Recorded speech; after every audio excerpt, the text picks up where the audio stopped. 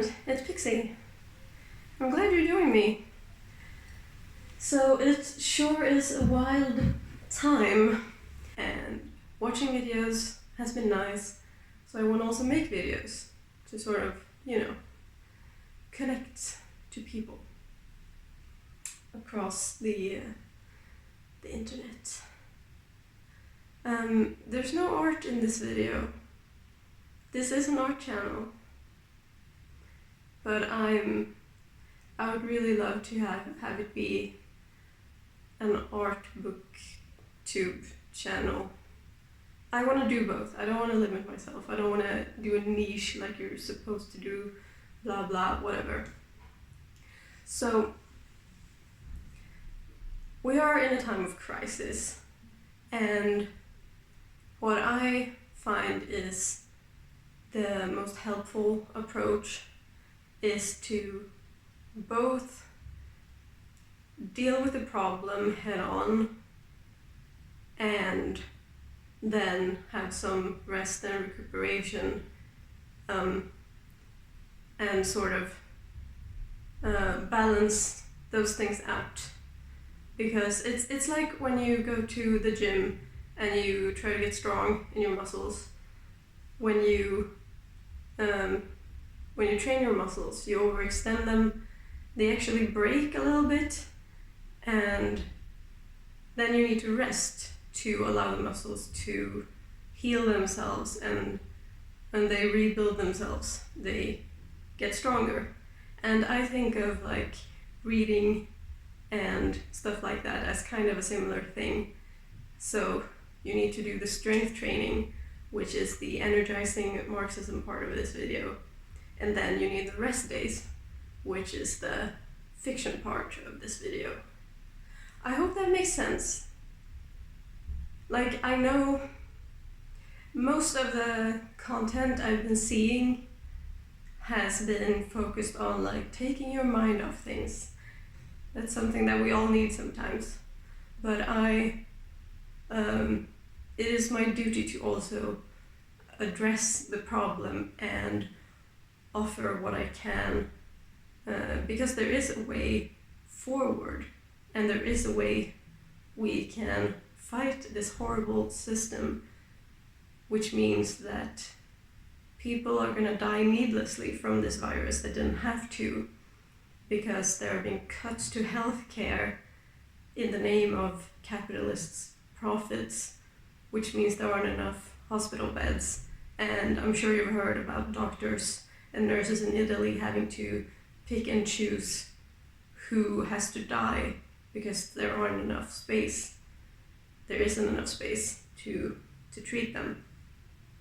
It's horrifying, and not to mention places like refugee camps, things that need not exist, but do in the world of capitalist barbarism.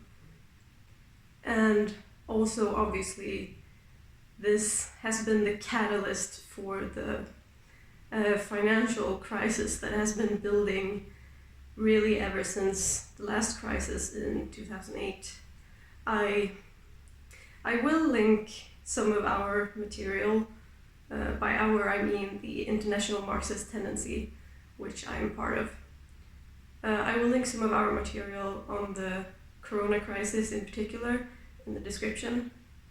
But I also have some books for if you're watching this and you haven't read a ton of Marxism, and maybe you're feeling radicalized by how your government has or hasn't been dealing with this crisis.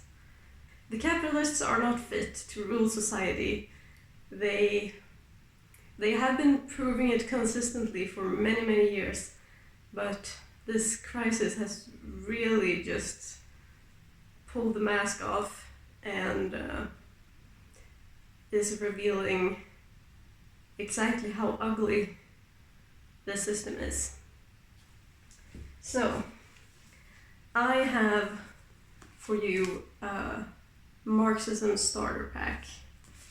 We have, of course, the Communist Manifesto, And in it, Marx and Engels lay out sort of the development of capitalism, the development of socialist ideas, and they suggest some demands, and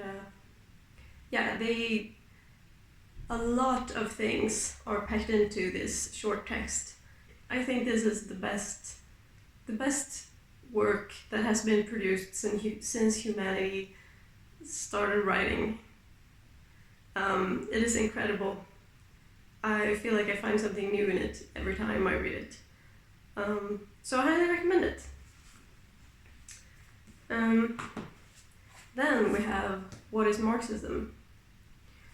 This is a book produced by My International, and it has 4 longer chapters written by contemporary comrades with contemporary examples, although it is a few years old at this point. So you'll notice that in one of the chapters, Comrade Alan Woods accurately describes stuff that we have since seen happen. And that is not magic, that is just dialectical materialism.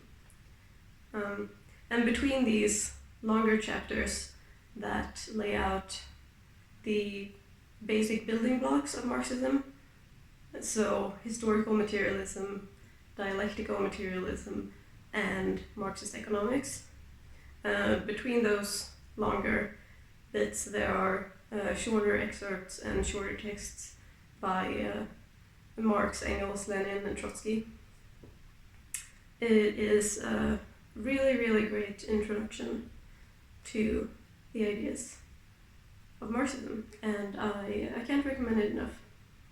Also, our publishing house, Well Read Books, are having an offer, I think, this week. I will put a link to it. There's also an offer on ebooks. And my last Marxist recommendation is State and Revolution by Vladimir Ilyich Lenin. Don't know how to pronounce that, but by Lenin. This is the Swedish edition that we in the Swedish section produced, but it is widely available in many languages. It's one of the fundamental texts that we recommend you start with. I also thought it was extra relevant right now when we see states going in and saving banks and saving big business. Like the Swedish state has, they have donated 5 billion to save the airline companies compared to 1 billion that they have offered to support the healthcare system. So it illustrates extremely vividly the things Lenin writes about, how the state is fundamentally a tool for one class to oppress another. And we can see that very clearly before us. So, to transition from theory to fiction, I want to recommend a book that I don't have with me because I listened to it on audiobook. The Iron Heel by Jack London. It is a story about a girl who is radicalized and she becomes a Marxist, essentially. She's from a wealthy family and meets this revolutionary man and hears him talk and explain Marxism, and she's like, damn, that makes a lot of sense. And she gives up everything to join the struggle for a better world. And what is remarkable about this book, apart from, it's also just a great introduction to many of the fundamentals of Marxism. It explains a lot of the economics in a great way, but it also like envisioned fascism before fascism was a thing that existed. It came out a really long time ago. I think I want to say 1906. I'm not sure. I will put it on the screen. So that's quite something. So, highly recommend. Now, for some fiction. The Witcher. I don't know if you missed the hype around the Netflix series, or if you were a person who hated it, but I really enjoyed it. I've been playing the third game when I've been at my boyfriend's house, because he has a good computer and I don't. So after the show I was like, I really need to read the books. So this is one of the first two short story collections that take place before the main series of books. I haven't gotten to the main series yet, but I really enjoyed the first two. And the reason I am recommending it is because when I read these, this is gonna sound cheesy, but I felt young again. Like, look, I am almost 30 years old, which I know I don't look it, but it's true. And it's been a long time since I was able to just be engulfed by a book, because as I got older, it became harder to just lose myself in a book. I'm sure if you are a reader, you know what I mean. But when I read these, I got that exact feeling that I basically haven't had since I was 14 and staying up all night to read the new Harry Potter book. So I really enjoy them. It's fantasy. I'm honestly not sure how much to describe. But essentially, okay, if you're completely new to The Witcher, our main protagonist is Geralt. He's a Witcher, which is a mutated human who fights monsters. So he's genetically enhanced to be able to fight monsters, and he has potions that he takes to be stronger and better. And there's some magic stuff. And great job. I thought it would be good to just shoot from the hip in this video and be genuine, but I don't know what I'm doing. Basically, if you like fantasy, I recommend, if you haven't read. Now for something completely different, I'll give you The Sun by Jandy Nelson. This came out a couple of years ago, and I think that's when I read it. Let me see. Yeah, 2015.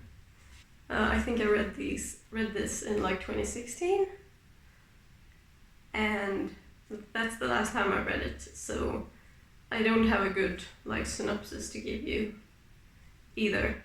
But it is a story about two twins, and what I can say from what I remember is that it was really sweet, also heartbreaking, and just really beautiful and tender. And if you're looking for a sweet escape from feeling stressed, I think that you will really like this. I did cry when I read it, but it was it wasn't trauma crying. It was just intense emotion crying. So it's a young adult, and if you read the physical copy, it has these ink splatters, and it's just so beautifully written. A lot of just stylistic choices that I remember really enjoying. So, yeah, sweet book. Now, more fantasy. This is one of my favorite books I read in recent years. It is so good. So, this book, our protagonist is a scientist who has quit his government job and is just freelance sciencing. It's both fantasy and science fiction. They have house cleaning robots, and it's set in a city, which is, and it's kind of a gritty fantasy setting. So it is a city, and there are slums, and it's dirty, and there are monster brothels, and it's there are a lot of things going on in this book, and I really liked that when I read it, because there were just so many ideas in it, and some of them were just hinted at or mentioned in passing, some cool creature that would offer a well of possibilities for interesting stories, but it's just in passing. So it feels really rich in ideas, and it is super well written. I have read a few more of Mieville's books since reading this, and I really love his writing style. He's incredibly skilled. So I highly recommend this. Very engrossing as well. So, now I am out of books to hold. I would recommend Frankenstein by Janet Winterson, but I've made a whole video about that book. So if you're watching this video and you haven't seen that one, you can watch that one and see what that book is about. I'm not gonna get into it now because this video is already too long probably. Another book that I listened to on audio recently and really enjoyed was Ninth House by Leigh Bardugo. That's a more recent book. I think it came out last fall. And it's pretty fucked up. But it fucked me up in a way that I really enjoyed, and I kept thinking about it. I had a book hangover. That's a term I've heard tossed around, and I don't know, it's been a while since I experienced that, but after I had read it, I was just what am I gonna read now? How am I gonna come down from this? So if you don't know what Ninth House is about, it is about a girl called Alex Stern who gets plucked out of her very poor and drug-filled life by a secret society at Yale.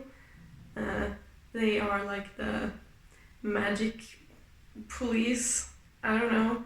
They're a society that exists to keep the other 8 magic secret societies at Yale under control, essentially. A control commission thing.